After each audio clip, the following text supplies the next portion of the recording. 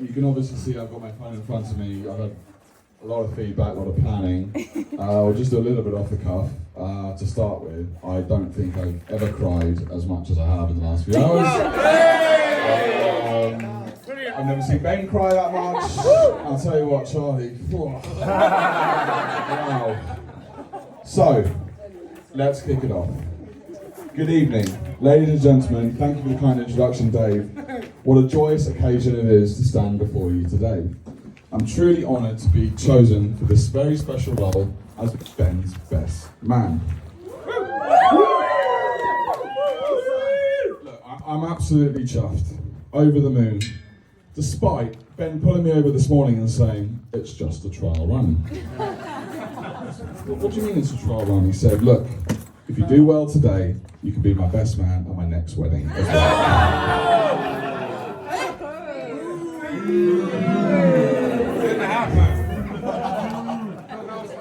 So for those of you that don't know me, my name's Ronan. I've had the privilege of knowing Ben for the best part of 25 years. And from the moment I met Ben, I knew we'd be best friends.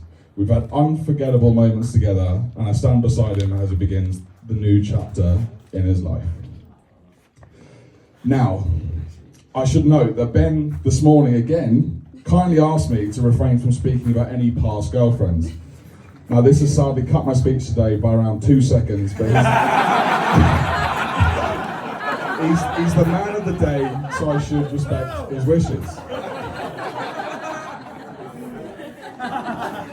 Zing! Now, can we all take a moment to acknowledge the gorgeous bride that is Beth? You look absolutely stunning today, and I'm sure I speak for everyone that Ben is one lucky man to have you as his partner in his life. Now, there is a term that describes this more accurately, which is to punch above one's weight. This can be defined as performing or achieving results better than expected and beyond one's ability, skill, or experience. Or in Ben's case, all of the above. So, I spoke to some of the single boys this morning. They were devastated. One of the most beautiful ladies out there has left the availability list. Now, Ben, you'll be pleased to know I also spoke to the single ladies. There were no complaints.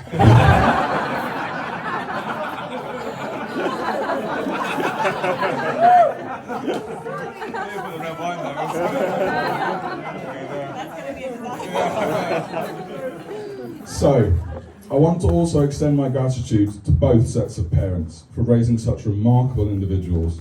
It is evident that the love and guidance you've showed for both Beth and Ben makes them the most incredible people they are today, and we are all truly grateful.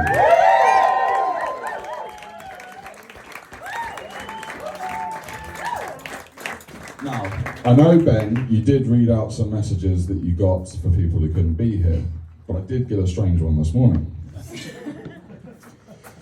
Dear Beth, congratulations on your big day.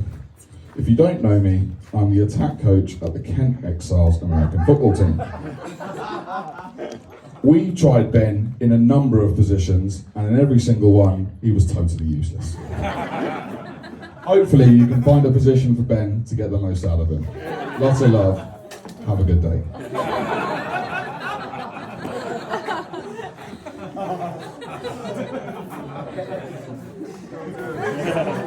Now, as Ben touched on, which I didn't expect to mention, we actually met during the Cub Scouts. It's about the year 2000, a long time ago.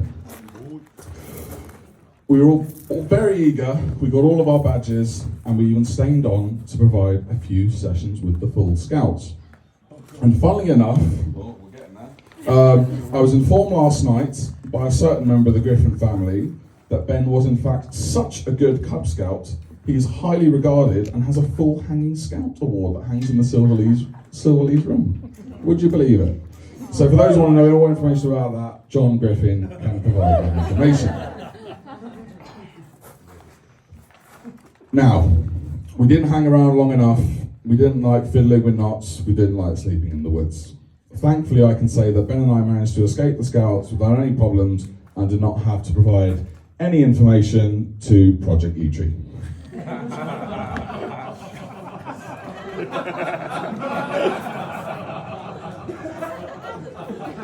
Okay, that's the early years. Ben's probably pleased to know we're actually going to skip the teenage years. As you can agree with, teenage years are always a bit of a blur. And given we were joined at the hip, there are no shortage of stories I can tell about Ben. However, as the majority of these also incriminate myself, I will take advice from a good friend and say, these are available at the bar later. However, there are some trigger words. These include the Tasmanian Devil,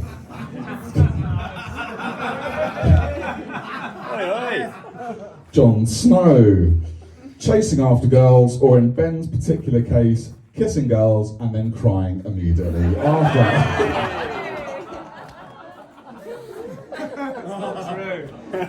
So I've let Ben off. I've let him off. We've got through your teenage years. Let's take Ben through to university. Ben was accepted into Northumbria University, where he would study bricklaying. Is it bricklaying? Building surveying. There we go. Close.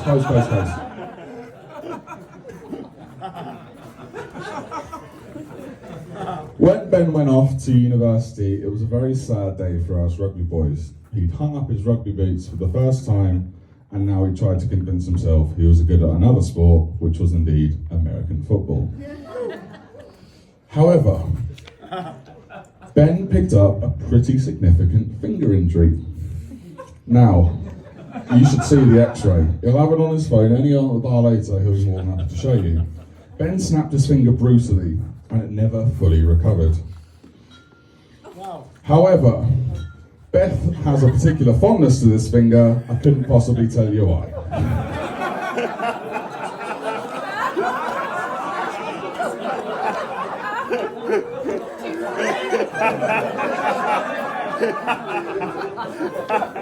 Love you, Beth.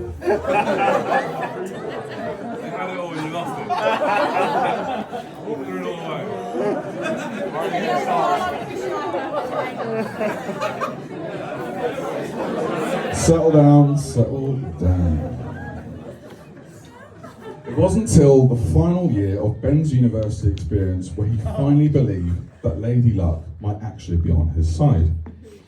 His lecturer actually told him, apparently, through gritted teeth, that he believed Ben would have a fantastic career, even though he did no work, didn't turn up, you know the drill, the lot. Anyway, Ben somehow graduated, got a half-decent degree, and he began his graduate career as a surveyor with a company called DTZ, only for it to be shortly merged with one of the biggest companies in the world, Cushman and Wakefield, where he's now a fully chartered surveyor. Well done. Now, for those not in the building industry, let me put this on a bit of a common denominator where we might actually understand what's actually happened here. Ben has started his career. He signed his first contract with a second division side. So for this instance, we'll call it Sunderland.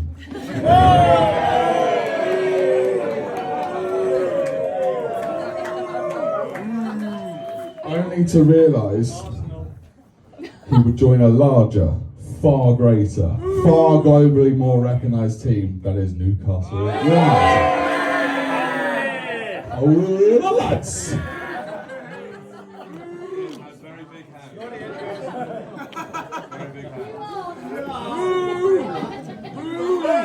Great man up there. Now, given that Beth heralds from the northeast, many would think that this is the beautiful where the beautiful couple, Jesus Christ, actually met. Ben alluded to this earlier. Thank you very much for that, Ben. We had a lovely barbecue, and it is here, amongst university friends, where Beth's friend Natalie would take a photo of us all as what could only be described as a usual suspect lineup. It's just what us boys do, don't ask. Anyway, a few days later, Nat shows Beth the photo. I can only assume her reaction was, Howie, he's a bit of an all read him, isn't he?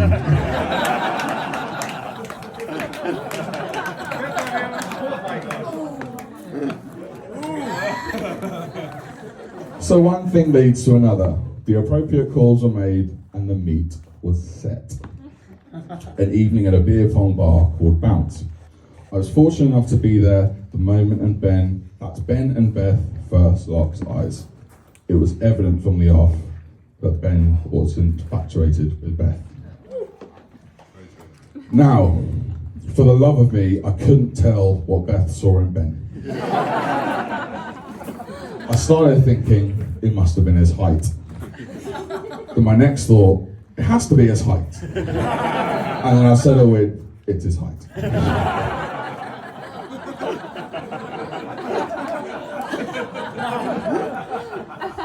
From then on, things escalated very quickly.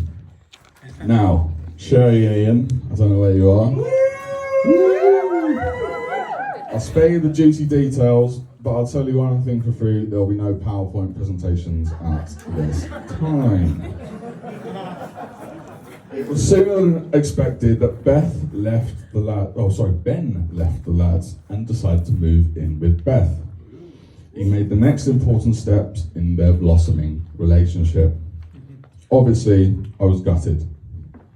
I could no longer live with my best friend. However, it was lovely not to hear his bellowing voice and not to be woken up in the morning by his bumbling body bouncing around the stairwell and waking everybody up in the morning. Now, time for the good stuff. What kind of a best man speech would this be if I didn't fucking bury him in front of everyone?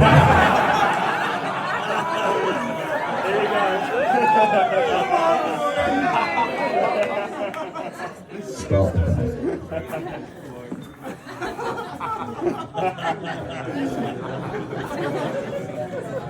It was August 2018. The boys embarked on a wholesome trip to the Lake District. We basked in the glorious British sunshine for some much needed boys' time. The weekend got off to a fantastic start.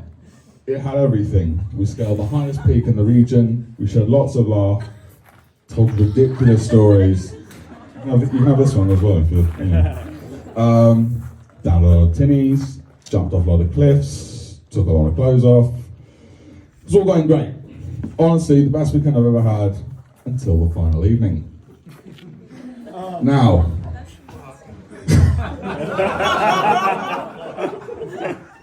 we climbed Helvellyn, yeah, Striding Ridge, not an easy feat. Got up early in the morning, all nursing an extraordinary hangover. Somehow got up, somehow got down, picked up the rest of the boys that didn't fancy it, had a shower, had a few drinks, and we moosied, I'd say into town, down the road. There was one pub.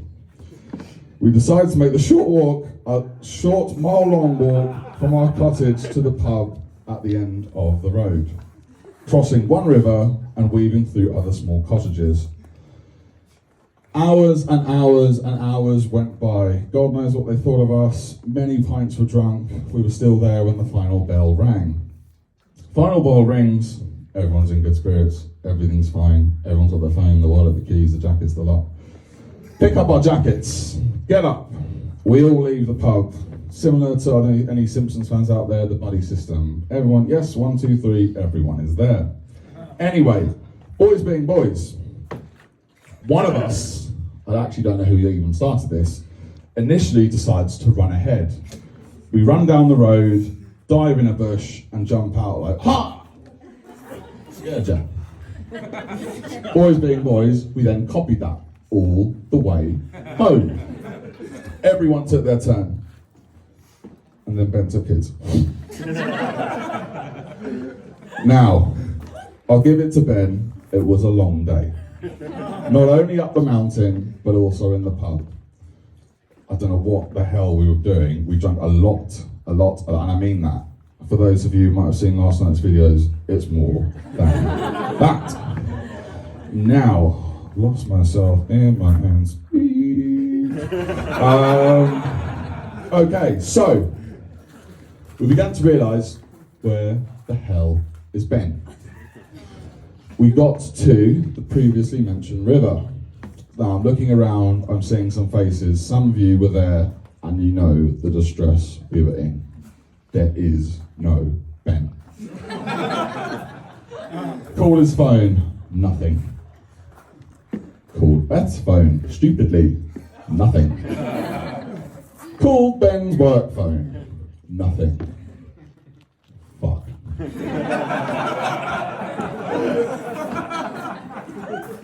It's probably, and I'll speak for a handful of people here, I'm not going to name names, we genuinely thought you were dead.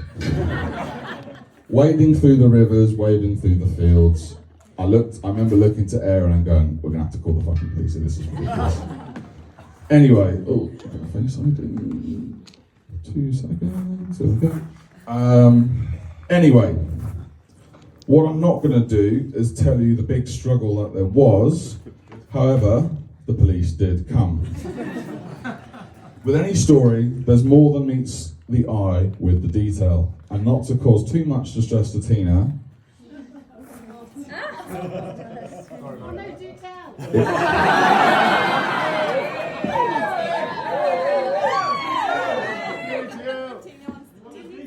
The sniffer dogs found him. Full canine unit was sent.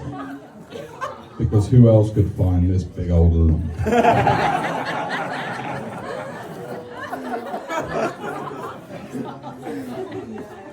We found Ben, and I'm not kidding, head to toe. Somehow he's vomited upwards, sideways, leftwards, rightwards. Everything was soaked. I'm talking, do we even drink wine? Red, everything was red. Vomit, head to toe, hair, everything. I'm not even making this up.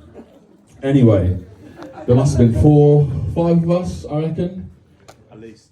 Honestly, Ben's lost some weight, he's looking good, honestly. Struggled to, whoa, shout out to Ben, shout out to Ben. However, dead weight is a different weight.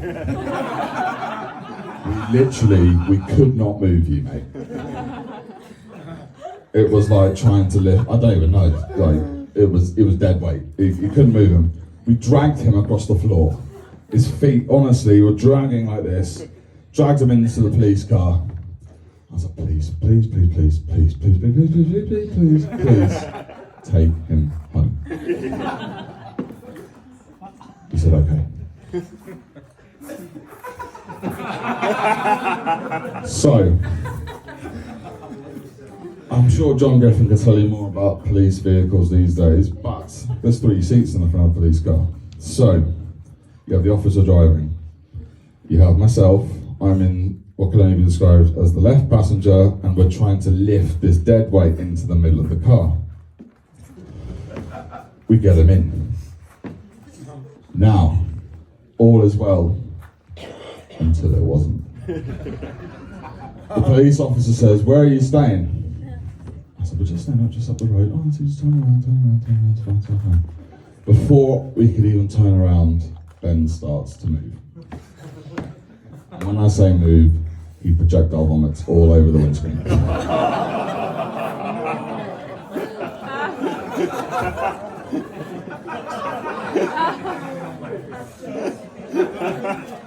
Before the officer could complain, he vomits over the centre console.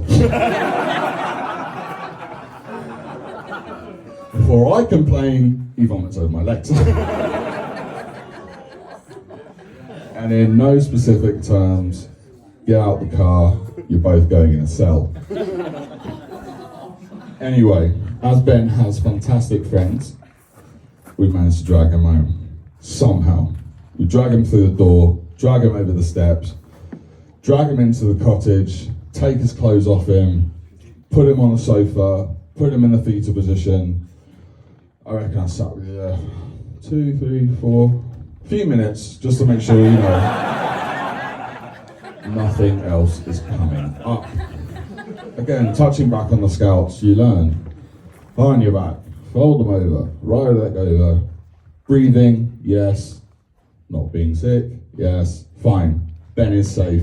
Everyone, let's go to bed. Thank you, Tina.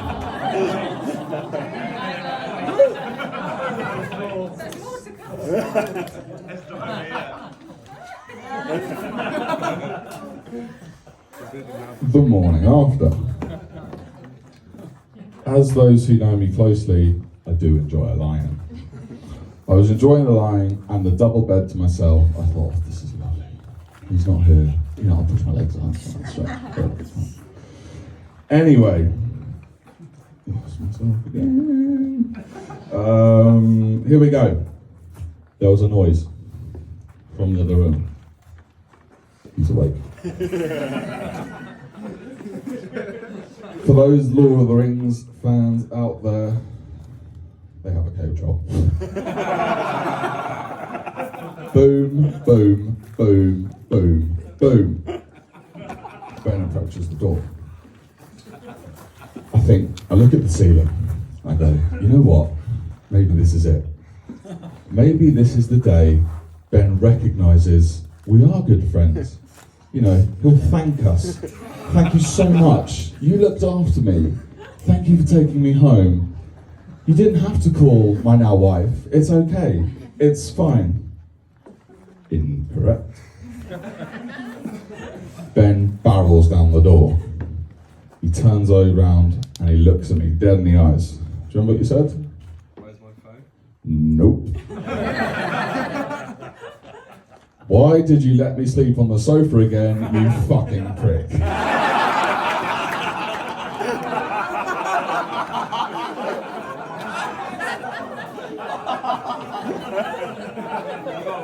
As you can tell, eternally grateful.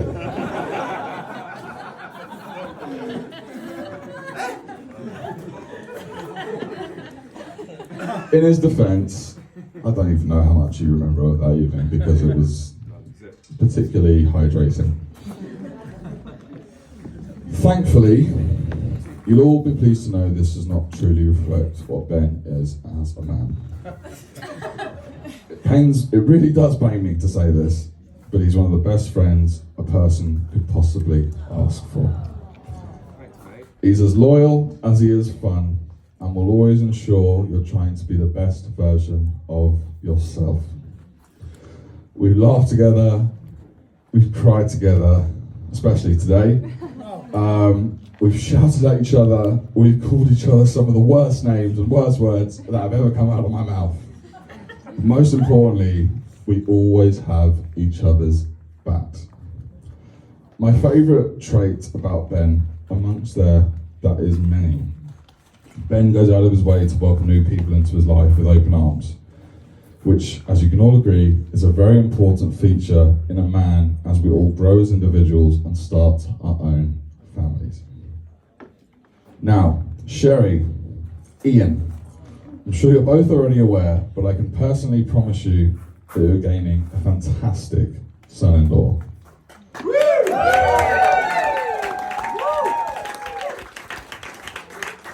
However, the only thing that the Sprout Man himself could possibly improve on is his terrible short game. But Ian, I'm sure you can help with this. So, as I stand here today, I can't help but reflect on the beautiful journey that Ben and Beth are embarking on together. Marriage is a profound commitment, a partnership built on love, trust, and respect. And from what I've witnessed so far in their relationship, they've already laid a strong foundation for a lifelong partnership of all of these qualities. So, to conclude, I couldn't be happy for the pair of you. And I mean that from the bottom of my heart. You're just 11 out of 10 as a pair of you. I love you so both so much.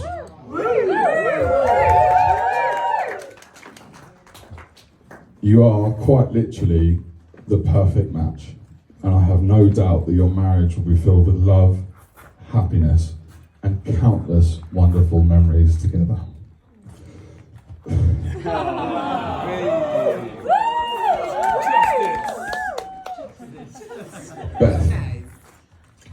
Ben is half is oh.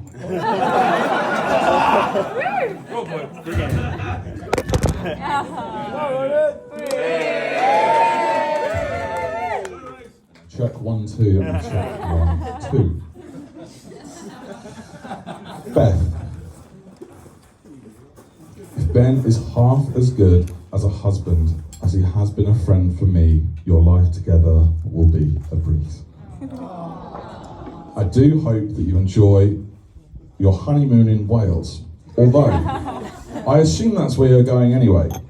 I spoke to Ben yesterday about what he was going to do after the wedding, and he just said he was going to bang it for a fortnight.